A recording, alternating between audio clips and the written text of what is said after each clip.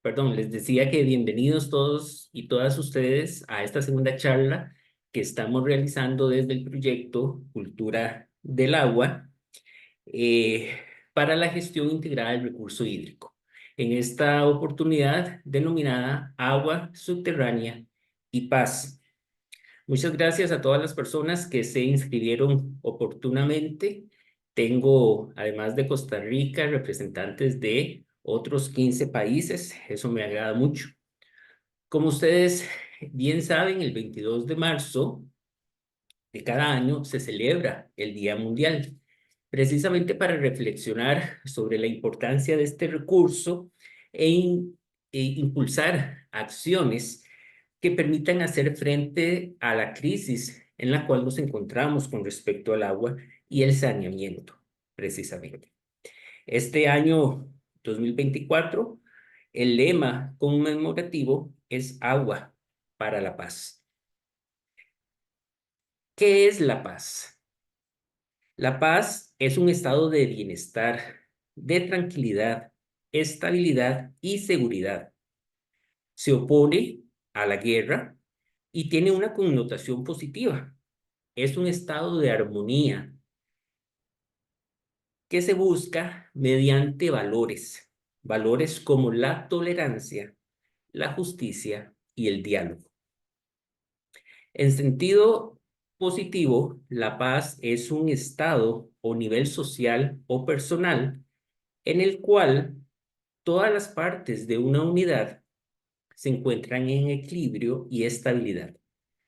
También se refiere a la tranquilidad mental de una persona o de una sociedad. En sentido negativo, la paz es precisamente la ausencia de guerra, la ausencia de inquietud o de violencia. Es lo contrario a la guerra y se busca fervientemente tanto para uno mismo como para los demás. La paz es un propósito y una meta de vida. En derecho internacional, el estado de paz es aquel en el que los conflictos internacionales se resuelven de forma no violenta y precisamente se denomina convenio o tratado de paz aquel acuerdo en el cual se pone precisamente fin a la guerra.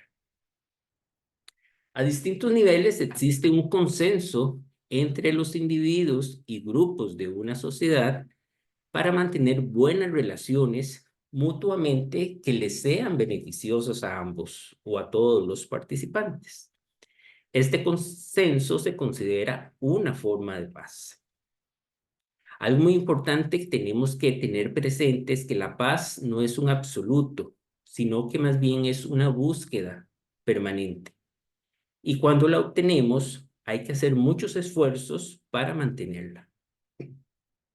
Podríamos decir en resumen que la paz es un estado deseado y fundamental para la convivencia armoniosa entre individuos, sociedades y naciones.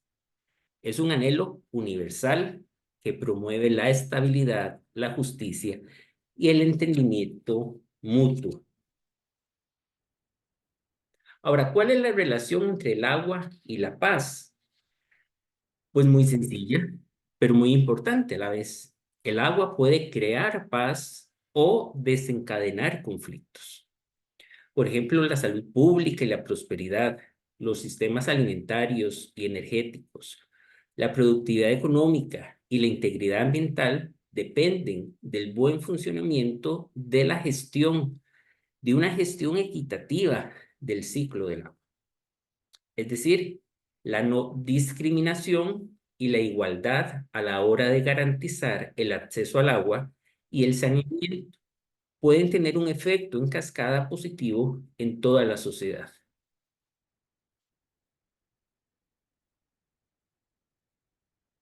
Las reservas de agua promueven la coexistencia armoniosa entre las comunidades locales y la naturaleza.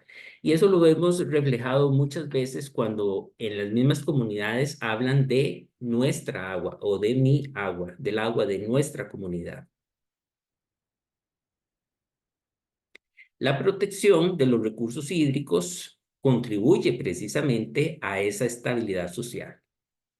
A nivel internacional, para las Naciones Unidas, es de gran importancia que la acción ambiental sea parte de las estrategias de prevención de conflictos y mantenimiento y consolidación de la paz.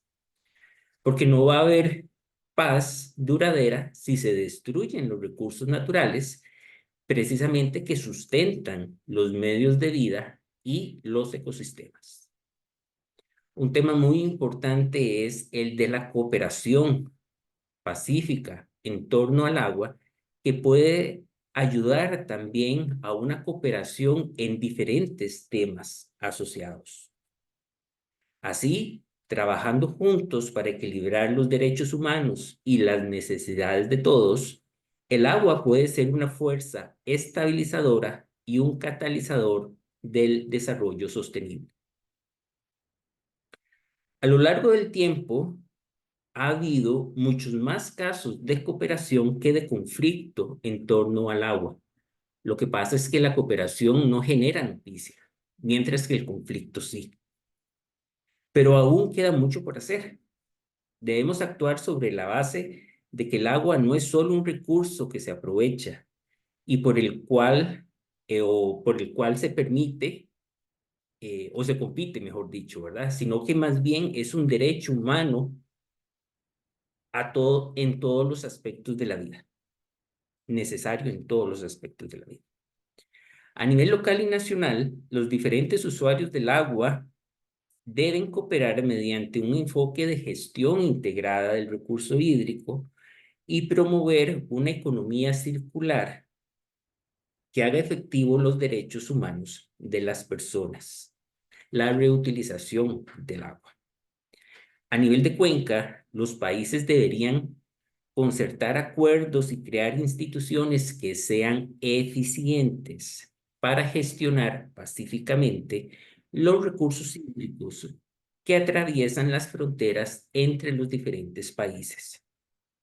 La cooperación en el ámbito de aguas transfronterizas, que se denomina, es esencial para la paz y también para la prosperidad. Los gobiernos deberían cooperar de forma bilateral, regional o mundial, por ejemplo, firmando convenios de agua y la Convención sobre los Cursos de Agua de las Naciones Unidas. Por otro lado, el agua suele desempeñar un papel en los conflictos. Por ejemplo, el agua puede ser un detonante cuando los intereses de los distintos usuarios chocan y se perciben como contrarios, o cuando disminuye la cantidad y la calidad del agua, lo cual puede afectar la salud humana y también la de los ecosistemas. Es entendible que cada usuario pueda tener sus propios intereses, que son importantes para ese usuario, que quizá no sean compatibles con mis propios intereses, pero la clave está en el respeto y en la negociación para armonizar precisamente que todos puedan tener acceso al agua. Cuando el agua escasea o está contaminada, o cuando las personas tienen un acceso desigual o nulo, pueden aumentar las tensiones entre las comunidades e incluso entre los países. El agua puede ser un arma durante los conflictos armados como medio para obtener o mantener el control sobre el territorio y la población, o como medio para presionar a los grupos adversos. En el pasado hemos visto restricciones deliberadas de acceso al agua en regiones con conflictos armados como Irak, Siria y Yemen. Pero también el agua puede ser una víctima del mismo conflicto armado, cuando los sistemas de abastecimiento de agua o los funcionarios que administran esos sistemas son víctimas de la violencia de estos conflictos. Los ataques contra este tipo de infraestructura civil, incluidos lógicamente los sistemas de abastecimiento de agua, son o suponen graves riesgos para la salud de la población, pues los dejan sin abastecimiento. Y también a nivel internacional infringen el derecho internacional humanitario. A nivel nacional, el agua puede ser un factor multiplicador de escenarios complejos de conflicto. Por ejemplo, cuando la incapacidad de un gobierno para prestar servicios básicos relacionados con el agua conduce a una deslegitimación de las instituciones del Estado y aviva el malestar social. Incapacidad que muchas veces es originada por intereses que promueven la privatización del sector. O en otros casos tenemos factores como la inseguridad alimentaria, el desempleo, la migración interna que se puede dar en algunas regiones, que coincide con el estrés hídrico, todo lo cual culmina en inestabilidad a diferentes niveles de gobernanza.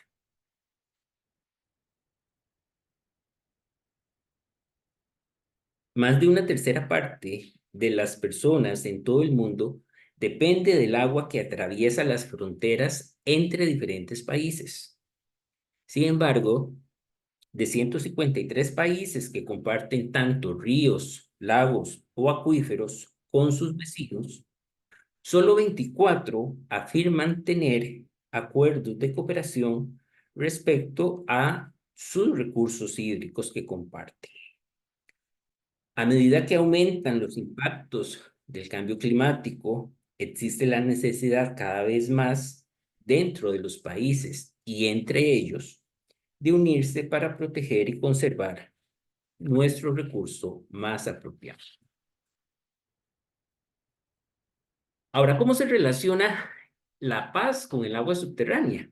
Veamos qué es el agua subterránea. Es el agua que se encuentra por debajo del nivel del suelo y que está contenida en los poros o fracturas de las rocas. Gracias a los espacios vacíos entre las rocas, estos poros y fracturas, el agua puede almacenarse por efecto de la gravedad y otras propiedades hidráulicas que se denominan y desplazarse en las rocas de un lugar a otro. El agua subterránea es una parte indivisible del ciclo hidrológico. Sí, aquellas gotas de agua de lluvia que no son aprovechadas por la vegetación o que no escurren en superficie luego de un aguacero y logran infiltrarse en el suelo, podrán seguir viajando y salir por un río, lago o incluso al mar, donde nuevamente serán evaporadas y condensadas en las nubes para precipitar y caer otra vez sobre el suelo. El agua subterránea representa las mayores reservas de agua dulce que tiene nuestro planeta. Pero curiosamente se dice que el agua subterránea es un recurso invisible, y esto generalmente por dos razones. La primera, que es como la más obvia, está relacionada con el hecho físico de que al estar contenida el agua en los poros y fracturas de las rocas, no es visible para la población porque está por debajo del nivel del suelo. La segunda, y que es preocupante, está relacionada con el desinterés que muestran muchos tomadores de decisión para la regulación y protección del agua subterránea. Situación que obedece no solo al desconocimiento, sino también muchas veces a intereses económicos. En el caso de Costa Rica, han sido varios conflictos por el uso del agua subterránea, entre ellos Sardinal en Guanacaste o Los Chorros en Grecia, solo por citar dos ejemplos latentes que han ocurrido a lo largo del tiempo y que en cualquier momento pueden resurgir, que han puesto en evidencia la necesidad de visibilizar el agua subterránea y gestionarla apropiadamente. En la actualidad, si bien aún hace falta mucho por hacer, el agua subterránea toma cada día más preponderancia, reconociendo sus particularidades que se deben ver reflejadas en los instrumentos de gestión del recurso hídrico que se desarrollan en todos nuestros países. ¿Por qué es importante el agua subterránea? El agua subterránea desempeña un papel crucial en la búsqueda de paz y de la sostenibilidad ambiental. Por ejemplo, el desarrollo sostenible del agua subterránea depende del conocimiento técnico a profundidad de los acuíferos. Los acuíferos son estos reservorios donde precisamente se almacena y transmite el agua subterránea, que muchas veces aprovechamos por medio de pozos y manantiales. Entonces necesitamos conocer las características de ese acuífero, cuál es su recarga, cómo se dan los procesos de descarga del agua y, lógicamente, del almacenamiento en este reservorio. Un manejo técnico adecuado de las aguas subterráneas debería garantizar su disponibilidad a largo plazo y evitar precisamente conflictos por el uso. Desde el punto de vista ambiental, el agua subterránea es parte fundamental o indivisible del ciclo del agua y del ecosistema, interactuando con otros cuerpos de agua superficiales y subterráneos también. Solo por citar un ejemplo, el humedal de Caño Negro, en la zona norte del país, que es un sitio de importancia internacional, recibe parte del agua de un acuífero muy superficial que hay en esa región, y no es un acuífero cualquiera, es un acuífero transfronterizo, es un acuífero que se comparte con Nicaragua, por lo que se requiere que su protección efectiva y aprovechamiento sea sostenible. Desde el punto de vista social, el agua subterránea es un elemento vital en la salud pública de la población, que se abastece de agua procedente de pozos y manantiales. Es fuente de vida. Además, lógicamente, una causa potencial de conflicto por el uso del recurso, por lo que su gestión, es decir, la gestión del agua subterránea, debe ser integral para que actúe como un generador de solidaridad y como un instrumento de paz. Desde el punto de vista económico, el agua subterránea es motor de desarrollo, es el activador de la recuperación económica. Sin agua de calidad, en cantidad, en continuidad, en un sitio específico, no será posible su uso para diversas actividades productivas, limitando la atracción de nuevas empresas internacionales, por ejemplo, restringiendo la generación de nuevos empleos, conteniendo la generación de riqueza, frenando el desarrollo habitacional como un derecho fundamental de las familias también, y poniendo en riesgo la seguridad alimentaria. Todo por la falta de disponibilidad de agua como recurso. Recordemos que el recurso hace referencia al agua que está disponible en cantidad y calidad en un espacio físico y temporal determinado.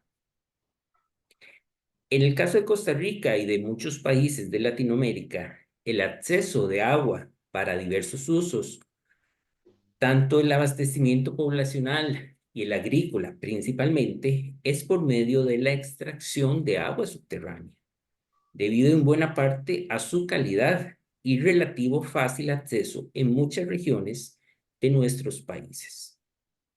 Como dato, tenemos que, según fuentes del Laboratorio Nacional de Aguas del Instituto Costarricense de Acueductos y Alcantarillados, acá en Costa Rica, en el año 2019, el 93,2% de todas las fuentes de abastecimiento de agua utilizadas por los diversos operadores prestatarios del servicio de agua potable a la población provienen de agua subterránea, sea de la captación de manantiales o de la extracción del agua de pozos perforados. Y entonces llegamos a que la cooperación y el fomento de la paz puede darse a partir precisamente de las herramientas para la gestión del agua subterránea. A nivel comunitario, el agua puede reunir a diferentes usuarios, a menudo con diferentes intereses, en torno a una causa común y proporcionar un punto de partida para el diálogo, la reconciliación y la consolidación de la paz. Algo fundamental es el diálogo. A nivel nacional, las necesidades de cooperar entre los distintos sectores que utilizan el agua podría proporcionar un punto de partida para la coordinación de los distintos intereses, respetando, eso sí, el uso prioritario del agua para abastecimiento poblacional. A nivel internacional, la cooperación en materia de recursos hídricos compartidos o transfronterizos, como se llama, y la disciplina denominada recientemente hidrodiplomacia puede ser un punto de partida para la comunicación y una cooperación más amplia, incluso en temas más allá del recurso hídrico. La mayor parte de las fuentes de agua dulce, como los ríos, lagos y acuíferos, no respetan fronteras. Ellos están en un ambiente natural, no en un ambiente político administrativo. Esto a menudo provoca tensiones y conflictos internacionales relacionados con su uso y acceso. Pensemos, por ejemplo, en el río San Juan entre Costa Rica y Nicaragua. Por ello, la cooperación internacional y una gestión adecuada del agua son esenciales para evitar conflictos. La cooperación en materia de agua a través de las fronteras ha demostrado generar beneficios que aceleran el progreso en la consecución de los objetivos de desarrollo sostenible, incluido lógicamente el abastecimiento de agua potable y el saneamiento, la mejora de la seguridad alimentaria, el mantenimiento de medios de vida y ecosistemas saludables, medidas encaminadas a abordar la resiliencia o la capacidad de adaptarse al cambio climático, la contribución a la reducción del riesgo de desastres, el suministro de energía renovable, el apoyo a las ciudades y a la industria, el fomento a la paz y la integración regional, siendo el mejor ejemplo de esto el sistema acuífero guaraní. Es un acuífero muy importante y muy estudiado a nivel internacional, que es compartido por 4 países: Uruguay, Argentina, Paraguay y el cuarto es Brasil. Estas aguas transfronterizas de las que estamos hablando, que son compartidas por diferentes países, representan el 60% del flujo de agua dulce que tenemos en el mundo. Y 153 países tienen dentro de su territorio al menos uno de las 310 cuencas hidrográficas o de los 468 sistemas acuíferos transfronterizos que se han inventariado hasta el momento.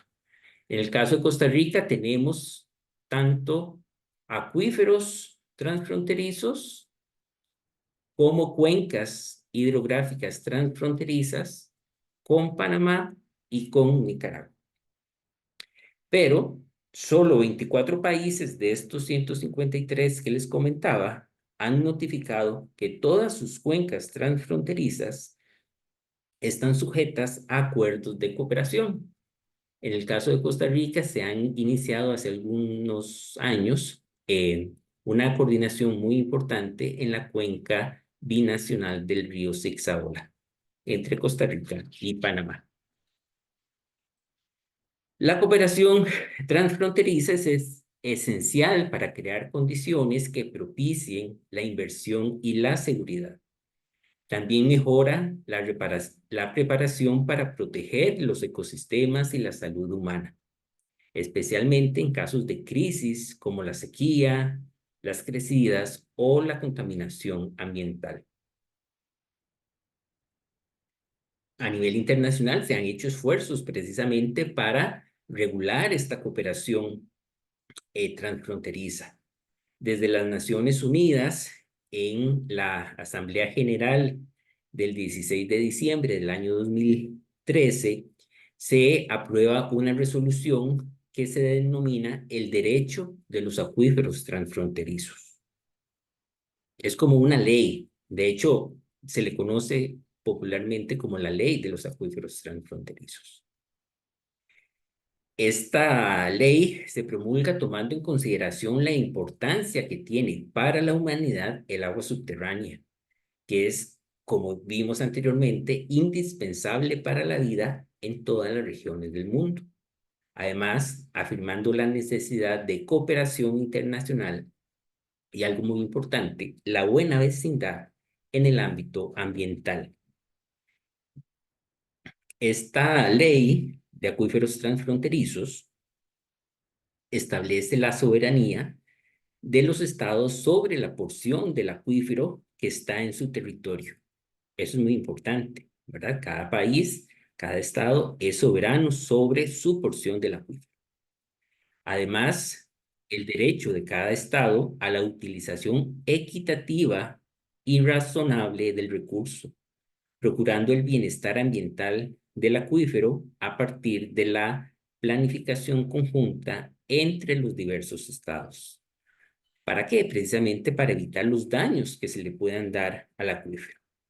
Lógicamente, promueve la cooperación tanto técnica, científica y ambiental para la caracterización y aprovechamiento sostenible del agua subterránea que está en ese acuífero transfronterizo. Esta ley también hace referencia a situaciones de emergencia, con el deber de informar al otro u otros estados que comparten el acuífero de que hay una emergencia, ¿verdad?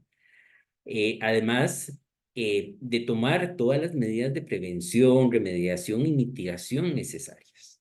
Por otra parte, también establece las normas de protección del agua subterránea y de la infraestructura construida cuando ocurran situaciones de conflicto armado.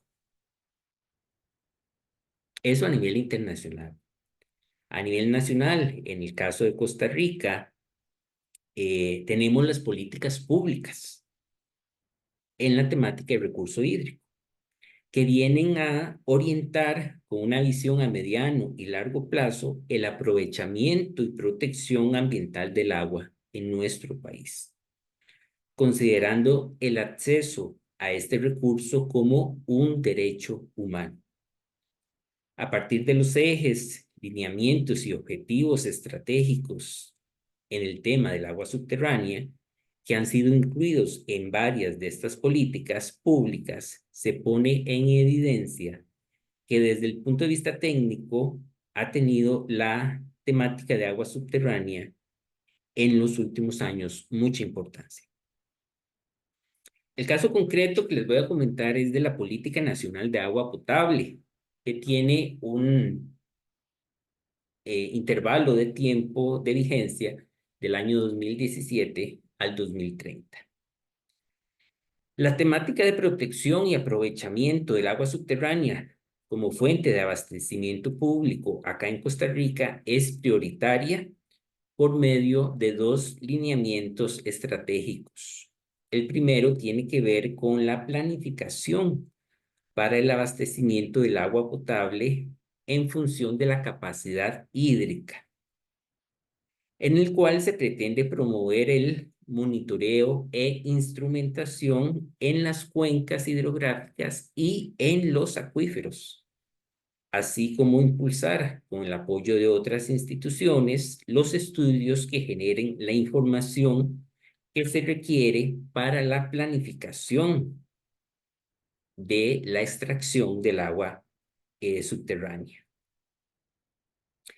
Ello utilizando precisamente un instrumento técnico que se denomina balance hídrico como un instrumento de planificación que permite estimar cuánta agua hay y cuánta agua se requiere, ¿verdad? La oferta y la demanda en función de los diferentes usos para el cual se va a emplear. Y esto permite establecer precisamente regulaciones sobre la asignación de cuánto se da para los diferentes usos. Asimismo, este balance hídrico es considerado como una herramienta de proyección temporal en función de los escenarios del cambio climático, pues a partir de él podemos hacer proyecciones de cómo se ve afectada la cantidad de agua disponible en un acuífero o en una cuenca hidrográfica si tenemos una disminución significativa en la precipitación en un intervalo de tiempo de 15, 20, 50 años en el futuro. El segundo lineamiento estratégico que utiliza o que plantea esta política pública de agua potable tiene que ver con la gestión de las cuencas y de los acuíferos. En este caso se acuerda que precisamente esta gestión se dé en el marco de la gestión integrada del recurso hídrico y que debe ser la base para el ordenamiento ambiental del territorio, utilizando tanto a la cuenca como al acuífero como unidades de planificación, en el cual se priorice el uso del agua para abastecimiento poblacional para así brindar el servicio de agua potable. Se establece que los acuíferos que están siendo aprovechados para abastecimiento de agua potable, pues prácticamente todos en el país, se deben caracterizar en función de su distribución, su producción, su calidad de agua y su riesgo de contaminación, con el fin de asegurar su uso sostenible. Qué importante esto, que está planteado en la política. Más importante sería si logramos ponerlo en práctica, ¿verdad? Otra herramienta propuesta por el Estado costarricense que ha empleado precisamente para la gestión de los acuíferos y ha contribuido a la resolución de conflictos por el uso del agua subterránea, es un decreto ejecutivo que se promulgó en el año 2018 para la creación de una comisión para el manejo integrado de los acuíferos en el distrito de Sardinal, en el cantón de Carrillo de la provincia de Guanacaste. Esta comisión tiene varios objetivos. Voy a leerles dos de ellos. El primero es promover la coordinación entre actores, diferentes usuarios, para el manejo integral de varios acuíferos que hay en esta región de Sardinal. El que se denomina propiamente Sardinal, el que se denomina Acuífero Panamá, el que se denomina Acuífero El Coco, Cotal, en Hermosa, y los ubicados en las comunidades de San Blas y La Libertad. Hay muchos acuíferos acá en esta región. Y todos están dentro del distrito de Sardinal.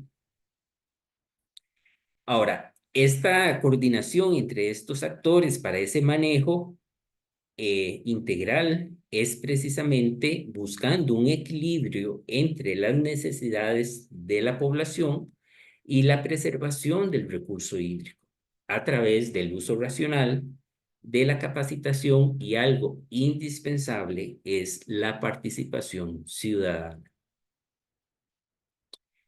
El segundo objetivo de esta comisión es facilitar la participación coordinada para el aprovechamiento prioritario del recurso hídrico para consumo humano y sus relaciones directas con el desarrollo social y económico de este distrito en Sardinal. Este aprovechamiento, a partir de los estudios técnicos y científicos, muy importante, que garanticen la demanda actual y futura, así como su necesaria relación con la oferta hídrica de los acuíferos. Es decir, se necesitan estudios técnicos que esclarezcan con certeza cuánta agua hay en estos acuíferos para saber también con certeza cuánta agua se puede asignar para diferentes usos. Podemos decir entonces que el agua no solo es un factor de vida, sino que también es un elemento esencial para la paz.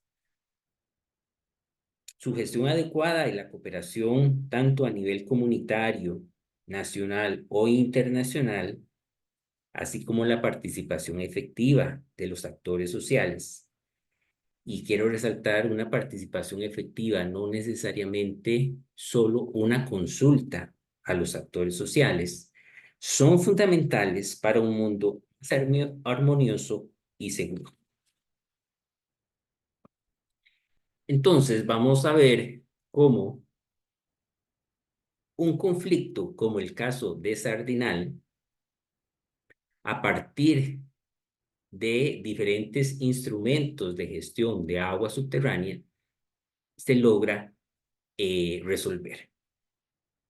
En esta primera parte del conflicto vamos a comentar un poco sobre el contexto para aquellas personas que no conocen qué fue lo que ocurrió en Sardinal. Entonces, el conflicto por el agua en Sardinal inicia en el año 2006 con la construcción de varios pozos para la extracción del agua subterránea que estaría alimentando a un nuevo acueducto que trasladaría el agua desde Sardinal hasta Playas del Coco y Ocotal, más o menos unos 10, 12 kilómetros de distancia. Debido a la falta de comunicación de parte de las instituciones del Estado hacia los pobladores de Sardinal, también debido a la carencia de estudios técnicos del acuífero y de un sinnúmero de irregularidades en los permisos de construcción tramitados, permisos que posteriormente fueron evidenciados por la Sala Constitucional de que no habían sido bien tramitados. Este acueducto inició su funcionamiento hasta el año 2019 con un diseño completamente diferente al original. Entonces, recordemos que el conflicto comienza en el año 2006, pero es hasta el año 2019 que inicia el acueducto como tal. Es decir, pasaron 13 años. Ustedes se pueden imaginar todo lo que pudo haber ocurrido en ese lapso de tiempo. Lógicamente no vamos a comentar todo, pero algunos elementos importantes sí. Es necesario entender también que el agua que se iba a extraer en Sardinal es del acuífero que se denomina Sardinal. Este es un reservorio de agua subterránea, el cual se encuentra almacenada en los poros y fracturas de dos tipos de rocas que existen en este acuífero. Unas son denominadas aluviones, que son rocas sedimentarias que han sido acarreadas por los ríos, productos de la erosión y sedimentación después, digamos, de un evento de inundación. Estos materiales generalmente presentan intercalaciones de rocas de diferente composición, tamaño y grado de porosidad, por lo que generalmente actúan como acuíferos muy productores. Estos aluviones representan cerca del 27% del área total del acuífero. El restante 73% del área está conformada en rocas de origen volcánico que existen en la zona y que corresponden a lo que se conoce aquí en Costa Rica como el complejo de Nicoya. Ese es el nombre que se le da a un grupo de rocas, exactamente. Y este complejo de Nicoya incluye incluso las rocas más viejas de nuestro país. La mayoría de ellas son de origen oceánico. Se caracterizan porque presentan variable grado de fracturación y es precisamente por ahí, por esas fracturas, donde el agua puede ingresar y almacenarse. Generalmente son pocas productoras de agua subterránea. El aprovechamiento del agua subterránea en este acuífero de Sardinal se realiza por medio de pozos perforados y excavados, tanto para uso poblacional, así como agrícola y de abrevadero para ganado. Es importante indicar que la mayoría de los pozos excavados presentan un alto riesgo de contaminación para el agua del acuífero en general, pues muchos de ellos no tienen una tapa apropiada, tampoco tienen una cerca que impida la entrada de animales ni personas que puedan provocar algún tipo de contaminación. Asimismo, están expuestos a las excretas de animales que pastean en los alrededores. Por su parte, el tema de los pozos perforados, como en el resto del país, existe un alto subregistro de ellos. Es decir, muchos no solicitaron ni el permiso para realizar la perforación ni el trámite de concesión de agua subterránea, situación que incide en la cuantificación real de la extracción que se realiza en el acuífero.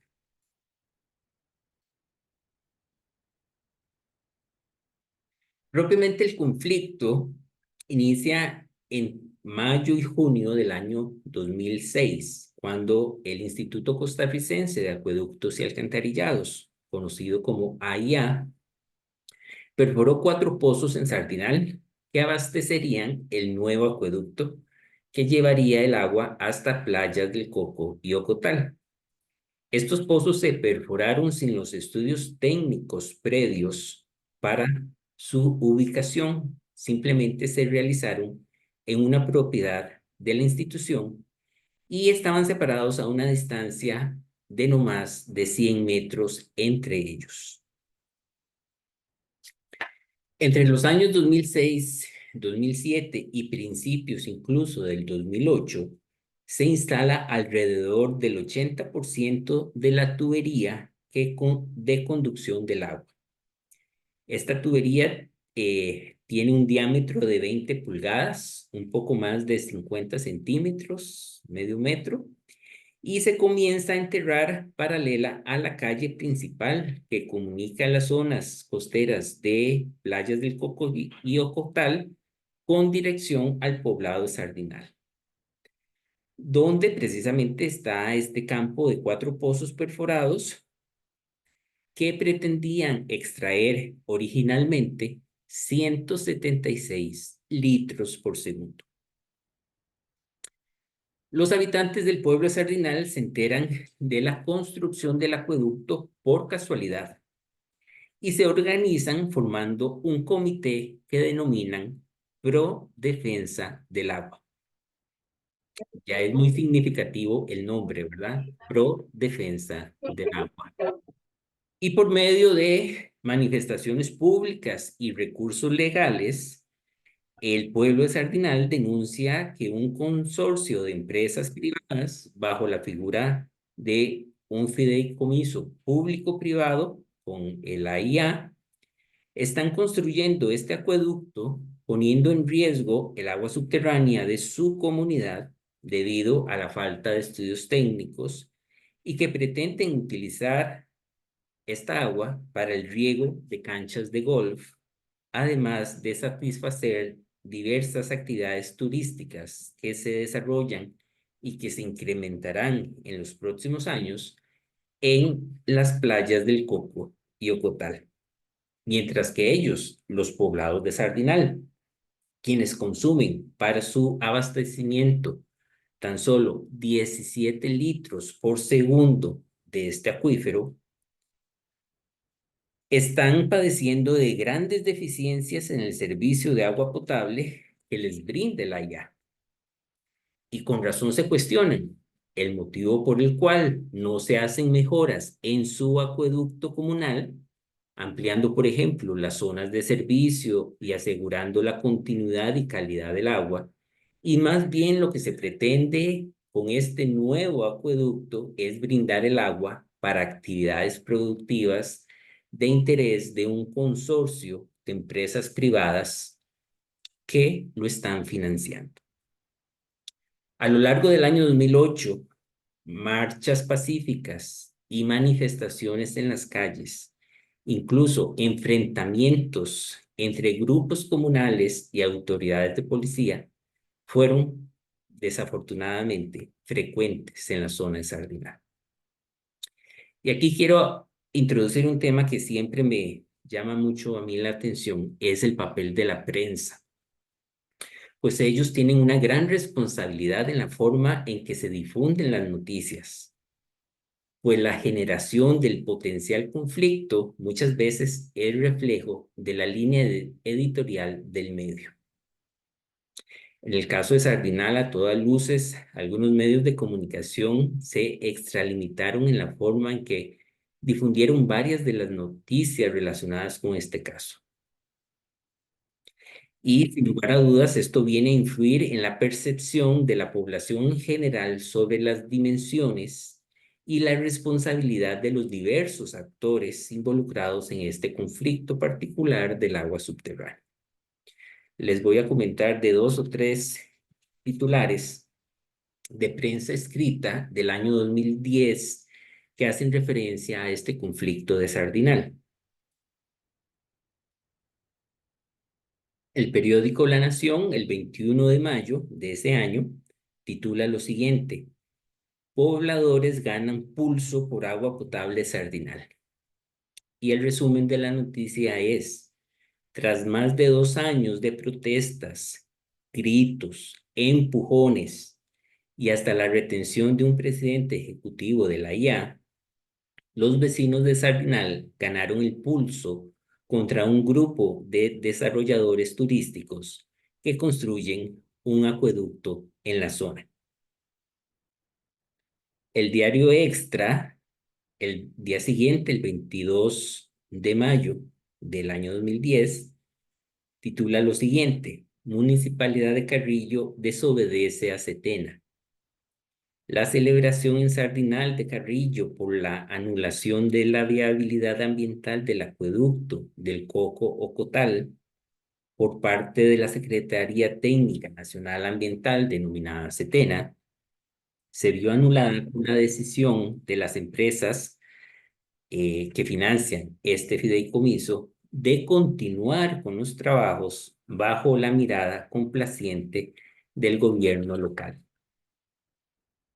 El periódico El Semanario, el 30 de junio de este año, dice: acusado alcalde que apoya polémica construcción de acueducto en Sardinal. La Cámara de Turismo de Guanacaste suspendió una conferencia de prensa en la que participaría como uno de los principales invitados el alcalde de la Municipalidad de Carrillo, a quien la Fiscalía acusó penalmente por supuestos delitos de corrupción. Y otro medio, El País, el 18 de julio, titula así: Gobierno de Chinchilla repite errores con acueducto de Sardinal en Guanacaste. Y se puede leer: el Comité por la Defensa y el Desarrollo de Sardinal acusó al nuevo presidente de la IA, debido a que ya era un nuevo gobierno, ¿verdad? Entonces había también un nuevo presidente ejecutivo de esta institución, de actuar a espaldas del pueblo y de negociar con los inversionistas que violentaron leyes, evadieron impuestos y dañaron el ambiente. En un comunicado firmado en conjunto con la organización ambientalista Confraternidad Guanacasteca, acusan a este presidente ejecutivo, igual que al anterior, de faltarle el respeto al pueblo de Sardinal. Bueno, ¿y cómo se resuelve al final de cuentas este conflicto de tantos años? Precisamente tras 11 años de emitir desde la Universidad de Costa Rica criterios técnicos, y buena parte del papel que jugó la Universidad de Costa Rica fue como garante de credibilidad del proceso entre el pueblo y las instituciones del Estado. El 1 de marzo del año 2019 se inauguró el acueducto de Sardinal con una amplia cobertura mediática.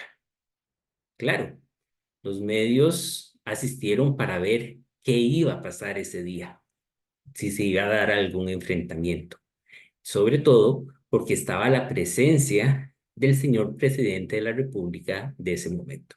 Así, el diseño del acueducto se modificó de una extracción inicial de 176 litros por segundo a una de 70 litros por segundo en su primera etapa, misma que podrá variar a lo largo del tiempo. Únicamente si y solo si los estudios técnicos del agua subterránea lo indican. Esto para asegurar la sostenibilidad del recurso hídrico de la zona y en beneficio de 34,000 personas. Ahora, este acueducto es un proyecto desarrollado con recursos propios de la IA, ya no es un fideicomiso público-privado. Ahora sí, incluye la ampliación de ramales para los poblados aledaños a Sardinal. Y ahora sí, todos los permisos ambientales están en regla y con un monitoreo para la toma de decisiones en curso. Es así como gracias precisamente a la implementación de varias medidas se logra la resolución de este conflicto. Entre estas medidas tenemos prácticamente tres tipos. Una de ellas son las técnicas, en la cual se establece un plan de monitoreo de niveles, de calidad de agua subterránea, el establecimiento de cómo funciona el acuífero y la regulación de iniciar con solo 70 litros por segundo y no con el caudal total que se requería. Las segundas medidas podríamos hablar que son desde el punto de vista jurídico, pues a partir de varios votos o fallos de la Sala Constitucional, siendo los más importantes el 262 del año 2009 y el 1163 del año 2017, se logra esclarecer varias cosas, por ejemplo, el papel del agua subterránea y los derechos fundamentales de las personas, la naturaleza jurídica del agua subterránea como bien de dominio público, también la protección jurídica y el principio precautorio del agua subterránea en Costa Rica, la necesidad de la regulación del uso del suelo para la protección del agua subterránea y también se delimita el papel de los grupos de interés en la gestión del agua subterránea, entre otros temas muy importantes. Y ya para concluir, quiero indicar que el conflicto en Sardinal, al menos en esta etapa del año 2006 al 2019, no se hubiera resuelto sin el inicio de un proceso de diálogo, de acceso a la información y la apertura a la participación comunal en la toma de decisiones, como nunca antes se había visto, gracias a la visión de algunas personas. Y aquí voy a utilizar una frase de uno de mis estudiantes que dijo el miércoles pasado: a partir de un ambiente de paz para que haya paz. Hay que partir de un ambiente de paz. Ese ambiente de paz, esa resolución de conflictos se logra a partir del diálogo, del establecimiento de acuerdos, en este caso particular, para el aprovechamiento y protección del agua subterránea en Sardinal. Entonces vean cómo pasamos de un conflicto a un proceso de paz y de prosperidad en este momento gracias al aprovechamiento del agua subterránea. Ahora podemos pasar al periodo de preguntas. Voy a revisar el chat. Veo que hay varias personas que escribieron dando las buenas tardes, pero no veo ninguna pregunta. En la sección de QIA tampoco veo alguna pregunta. Si hay alguna persona que quisiera hacer alguna pregunta, pues le invito a levantar la mano y con mucho gusto le daría la palabra. Profe, Sí, adelante.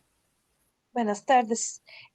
Yo quisiera saber, digamos, cómo las personas ciudadanas comunes, digamos, pueden tener acceso a la información sobre cómo usa los municipios el agua subterránea. Digamos, cómo pueden capacitarse para saber si hay estrés hídrico, cómo se maneja en caso de si está manejándose el pozo, como ahora han habido tantos casos de pozos contaminados, como qué tipo de estrategias pueden tener las comunidades para tener esa vigilancia Sí, y entender un poco desde el otro lado, no desde la parte técnica, pero sí aprender sí aprender recursos técnicos que le permitan hacer esa labor de vigilancia. A mí me gustaría saber qué se puede hacer en ese sentido. sí, claro. Vea, yo soy total creyente de la participación comunal en la toma de decisiones y ese es un tema muy difícil porque para que las comunidades puedan participar en la toma de decisiones tienen que estar capacitadas, tal y como usted bien dice. Entonces, digamos, a nivel nacional existe un sistema de información que es accesible al público en general, pero es es una información, digamos, a nivel nacional. Hay que revisar ahí a ver qué tipo de información hay y si esa información es válida para lo que ando buscando, ¿verdad? En el caso específico que usted me pone como ejemplo, me habla de los acueductos municipales. Los acueductos municipales que hay en el país son aquellos que brindaban el servicio de agua eh, comunal, ¿verdad?, a su población, previo a la constitución del Instituto Costarricense de Acueductos y Alcantarillados. Los gobiernos locales, las municipalidades, eh, tienen autonomía porque precisamente son gobiernos locales. Entonces, tienen un régimen jurídico diferente, ¿verdad? Aquí lo importante es precisamente hacer ese contacto, esa comunicación, ese acercamiento al gobierno local. Hay mucha variabilidad entre los diferentes gobiernos locales. A mí el servicio de agua me lo brinda una municipalidad y es una municipalidad que tiene las puertas abiertas, por lo menos en el acueducto. Tiene proyectos de escuela de formación del agua, por ejemplo, para la comunidad. Entonces va a depender mucho de las condiciones del gobierno local donde usted se encuentre, la facilidad de acceso a toda esa información y la posibilidad de participar activamente en el mismo proceso, ¿verdad? Entonces, es la recomendación que le daría es primero acérquese al gobierno local a ver en qué condiciones se encuentra y cómo el mismo gobierno local le facilita a usted la participación. Gracias. Con mucho gusto. ¿Alguna Buenas otra tardes. pregunta, comentario? Sí, buenas tardes. Adelante. Buenas tardes. Yo quería consultarles sobre este caso. Miren, para llegar a un acuerdo, a un consenso, como usted indica, se requiere información y mi pregunta era si es que en esa zona se ha levantado, ya existe un sistema, un modelo de simulación de cómo está funcionando el flujo o cómo se realiza el balance hídrico en esa cuenca subterránea. Entonces, mi pregunta era de eso, de calidad se dispone y cuáles son los retos, ¿no? Para seguir manteniendo esa información. Gracias. Sí, muy interesante la pregunta. Yo no entré en ese grado de detalle, ¿verdad? Por una cuestión de tiempo, pero sí, específicamente, cuando comenzó el conflicto, precisamente fue porque no habían estudios técnicos del sitio específicamente, sino eran estudios regionales de la provincia de Guanacaste. Y entonces se asumía que en esa comunidad pues había mucha agua porque habían pozos que producían mucha agua, ¿verdad? Entonces, digamos que no importaba hacer 4 pozos más para sacar más agua, en términos muy sencillos. Obviamente, no podemos gestionar el agua subterránea de esa manera, ¿verdad? A partir del conflicto y una serie de recomendaciones que se brindan desde la Universidad de Costa Rica y que son avaladas por diferentes órganos como la Defensoría de los Habitantes, la misma Sala Constitucional, se obliga al Estado a realizar los estudios y a reducir incluso el caudal. Como lo dije anteriormente, el caudal de aprovechamiento pretendido en este acueducto era de 176 litros por segundo. Solamente se está aprovechando 70 litros por segundo. Y esos 70 litros es un valor, digamos que redondeado, de la recomendación que brinda la Universidad de Costa Rica, que en su momento fue de 63 litros por segundo, ¿verdad? Entonces, a partir de esas recomendaciones y de esa validación de diferentes instancias sociales y jurídicas, como la Defensoría de los Habitantes y la Sala Constitucional, entonces el Estado se ve en la necesidad de hacer los estudios hidrogeológicos básicos, ¿verdad? Del acuífero. Y se desarrolla, digamos, el modelo conceptual del acuífero, se establece algo muy importante, un proceso de monitoreo de los niveles de agua subterránea para ver cómo varían en el tiempo. Sobre todo también tomando en consideración que entre el año 2015 y 2016 ocurrió en esta región eh, o impactó en esta región el fenómeno del Niño con una sequía bastante significativa, ¿verdad? Y entonces eso permitió ver cómo por efecto de la falta de precipitación se iban a descender los niveles de agua subterránea.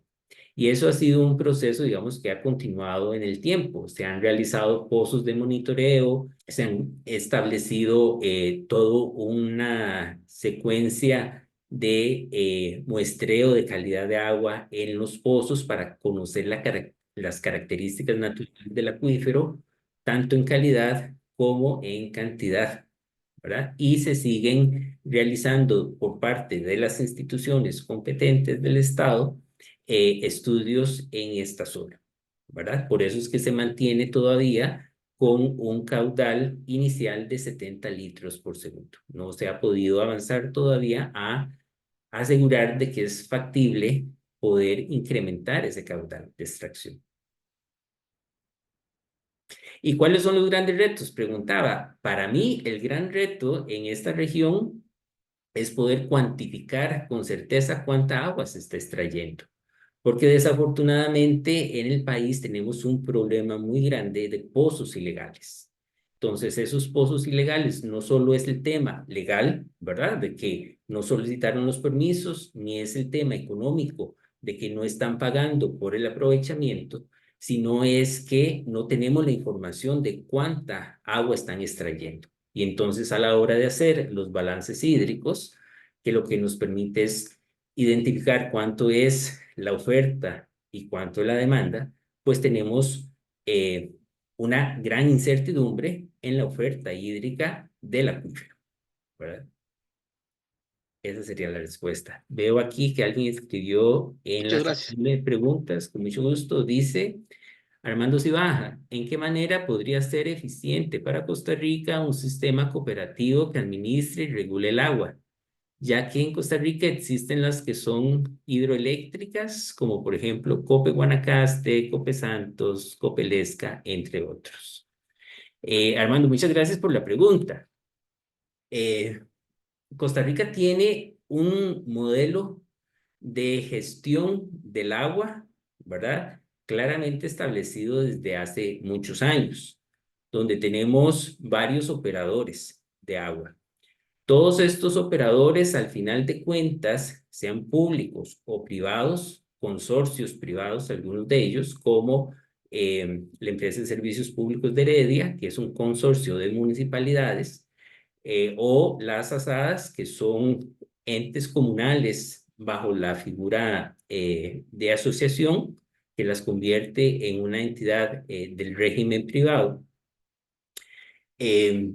Son los que brindan el servicio de agua potable en Costa Rica y que ha sido exitoso por mucho tiempo, ¿verdad? Y ese éxito se ve reflejado en los índices de calidad y de salud que tenemos los costarricenses.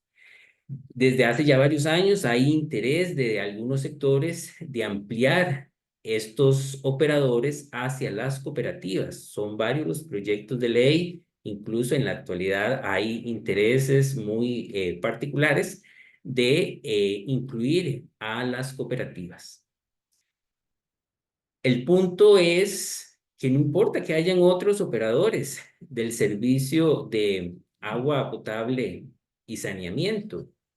El punto es que tienen que estar bajo los mismos requisitos o regulaciones que de los que ya existen. Una cooperativa tiene sus asociados y esos asociados reciben dividendos al final de año. Los entes prestatarios del servicio de agua en nuestro país son sin fines de lucro.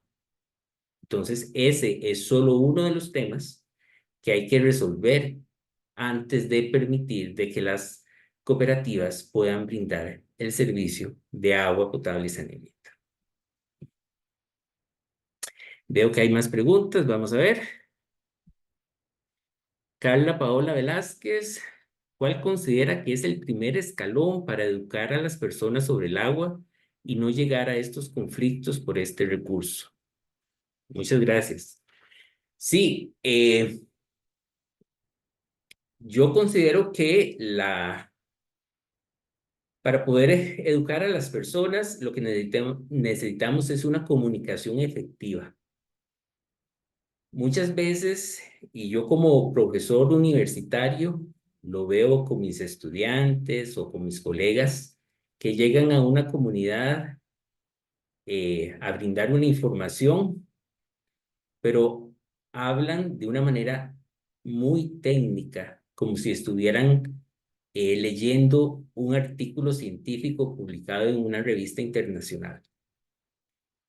Y no necesariamente la población, la gente de esa comunidad les entiende lo que dicen, aunque estén hablando en español. Y ese es el fundamento de la comunicación. La comunicación tiene que ser efectiva, tiene que ser en dos direcciones. Nada hago yo con comentarles a ustedes que en Sardinal, por ejemplo, a partir de las pruebas de bombeo, el radio de interferencia entre pozos se determinó que era de 3000 metros. Y por lo tanto, al estar ubicados cada uno de los pozos en el campo de la IA, va a existir interferencia y por lo tanto disminución del caudal. Ese párrafo que les dije, entendieron todas las palabras, pero no entendieron el significado, ¿verdad? Entonces, yo considero que el primer paso es aprender a comunicarnos en función del público meta, ¿verdad? Y después, pues lógicamente tiene que existir una apertura de las diferentes instancias, llámese instituciones del Estado o comunidades también, para compartir esos conocimientos y participar en los diferentes procesos. Y esos procesos, pues realmente tienen que ser participativos. Bueno, creo que no hay más preguntas. Si hay alguna persona que quisiera hacer alguna de forma oral, con mucho gusto. Romy Gómez, adelante. Sí, es que aquí en Siquirros hay comunidades así como muy alejadas del centro que, bueno, no hay ninguna administración ni ninguna institución que administre el agua, como asadas o algo así. Entonces la gente, así individualmente, como por familia, abren su pozo, digamos, entre comillas. ¿No sería bueno que la municipalidad regule eso? No sé, yo imagino que ni permisos piden, porque cada uno tiene un pozo. Entonces, no sé, sería bueno que la municipalidad como que sondee, como que haga una estadística. Sería bueno un proyecto así. Gracias, ¿verdad? Sí, gracias por la consulta. En nuestro país, para poder hacer un pozo de agua y para extraer el agua, o sea, para las dos cosas, para hacer el hueco y para sacar el agua, se requieren permisos, ¿verdad? Esos permisos los otorga el Ministerio de Ambiente y Energía por medio de la Dirección de Aguas, no es la municipalidad, ¿verdad? Ahora, dependiendo del tipo de pozo, el trámite es diferente. dependiendo del uso que se le dé al agua del pozo, si es para abastecer una casa, por ejemplo, y es un pozo hecho a pico y pala o artesanal que se llama excavado, ¿verdad? Que hay un señor por ahí que se dedica a hacer esos pozos, esos no requieren permiso, ¿verdad? Pero sí tienen que ser reportados. Entonces, pues va a depender también de las condiciones del pozo. La municipalidad, pues en sí no tiene injerencia en regular esos pozos, sería la dirección del agua. Dayana Rojas, adelante. Hola, hola, buenas tardes. Profe, a mí me quedó la duda, ahora que usted comentaba de la municipalidad donde usted vive, eh, porque muchas veces hablamos de que las municipalidades fallan y carecen, ¿verdad? Pero muy pocas veces se hablan de cuando se están haciendo las cosas bien. Entonces a mí me interesa saber cuál municipalidad es. ¿Por qué? Acá donde yo vivo en Montes de Oro, la municipalidad es muy cerrada, hermética, en ese sentido, ¿verdad? Entonces, ese programa educativo del que usted habló me llama la atención, y con el alcalde electo actual hay mucha apertura, al parecer, ¿verdad? Vamos a ver. Pero por lo menos por ahora está teniendo mucha apertura a proyectos y a toda esta parte educativa ambiental, y sí me interesaría saber eventualmente, ¿verdad? Cómo generar tal vez algún convenio entre municipalidades para apoyarse en ese sentido, que podría ser de mucho provecho para pues, toda la comunidad, ¿verdad? Sí, claro. Vea, yo conozco varias municipalidades que tienen proyectos que brindan el servicio de agua potable, ¿verdad? Que tienen acueducto municipal y que tienen proyectos muy interesantes. Una es la del Cantón Central de Cartago, ¿verdad? Ellos tienen, es un parque recreativo en realidad, ¿verdad? Y yo vivo en la municipalidad, en el Cantón de la Unión, Entre Ríos, Cartago también. Ahí ellos, además de la escuela, tienen también, realizan actividades en el mes de mayo, cuando comienzan las lluvias, por ejemplo, hacen actividades en el Parque Central de la Unión, conmemorando, por ejemplo, las primeras lluvias. Ellos tienen también una finca que llevan eventualmente a la población a conocer, digamos, las tomas de agua de los ríos. Ambas municipalidades tienen en la página web una sección del acueducto. Entonces, le invito a que la revise y se pueda poner en contacto con ellos. La Municipalidad de La Unión, donde yo vivo, colabora incluso con dos asadas, les brinda soporte técnico a dos asadas que están en la región, ¿verdad? Y eso es algo muy poco común. Eh, Uno revisa las páginas web de las municipalidades que brindan el servicio de acueducto y se enfocan en el servicio que ellos brindan, ¿verdad? En la de la Unión tienen una pequeña sección, pero por lo menos existe, de cuáles son las asadas que hay también en el cantón y cómo les colaboran, ¿verdad? Entonces eso me parece muy llamativo. Buenísimo, muchísimas gracias, profesor. Bueno, con gusto. Bueno, no sé si hay alguna otra pregunta. Vamos a ver, aquí veo algo en el chat. Sí, las charlas se suben en la página de Facebook Cultura del Agua. Profesor, ¿puede ser una consulta? Sí, claro, adelante. Tenía una duda sobre la calidad del agua subterránea y los usos, porque por lo regular siempre son mineralizadas y eso puede tener repercusiones en lo que es para riego, para ciertos cultivos, y también si se lo usa para agua potable, también puede tener una sensación de rechazo por la cantidad o la dureza por la cantidad de minerales. No sé si se ha Sí. considerado eso. Gracias. Sí, claro. Usted, si mal no me equivoco, es de algún país andino. Sí, Sí, es que digamos, existe una diferencia muy marcada en algunas regiones del continente. Costa Rica, bueno, y buena parte de Costa Rica y Panamá principalmente en Centroamérica, son países muy recientes geológicamente. Los acuíferos, digamos, que se están extrayendo en la actualidad son son rocas volcánicas recientes.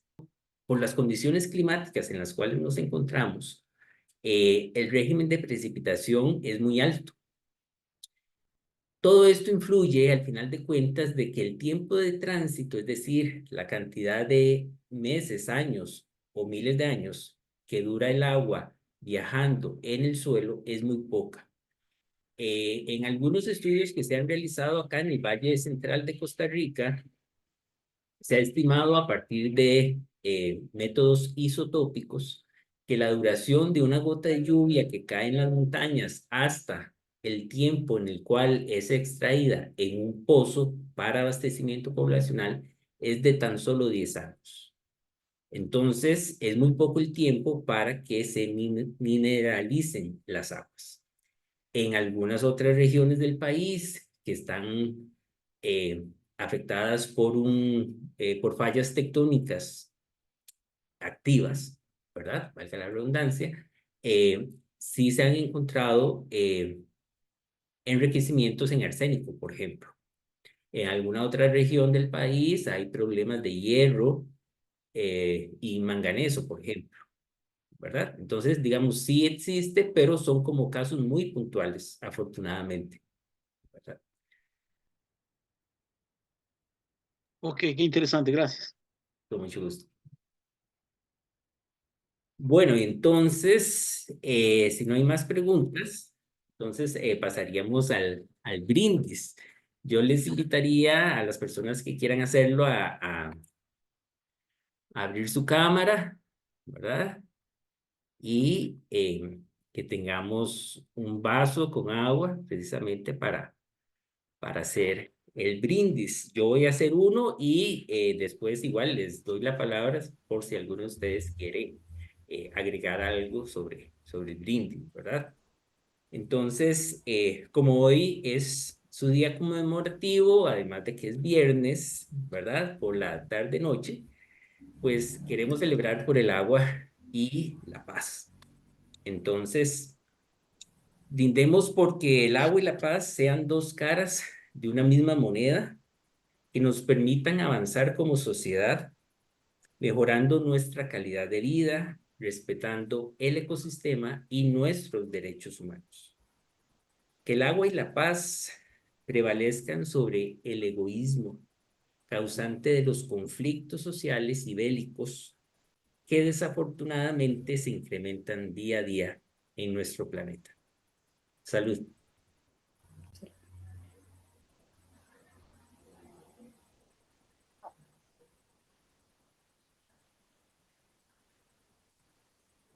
Si alguna otra persona quiere hacer un brindis también, pues bienvenido, adelante. Profe, yo brindo porque puedo tomar agua del tubo libremente, no como en otros países que no se puede. Salud. Muy importante eso, gracias. Bueno, entonces no me queda más que agradecerles la participación, la atención, ¿verdad? Y de una vez invitarlos a la próxima charla que ya tenemos programada para el 19 de abril, que va a ser la presentación del libro Cultura del Agua y Pueblos Originarios de Costa Rica. En esa charla se les va a facilitar a los participantes el link de acceso para que puedan descargar el libro. Y así serán los primeros en tener acceso a él. Le reitero el agradecimiento, muchas gracias y que estén muy bien, que descansen. Gracias, profesor. Que Dios lo Gracias, bendiga. profe. Gracias, Hasta muchísimas luego. gracias. Feliz Gracias, día del que Dios agua me para lo bendiga y todos. me lo Hasta acompañe. luego. Gracias. Bendiciones a todos. Y salud por el agua. Amén. Muchas gracias, profesor. Hasta Saludos a todos. luego. Con mucho gusto. Muchas gracias. Feliz día por el agua. Feliz día.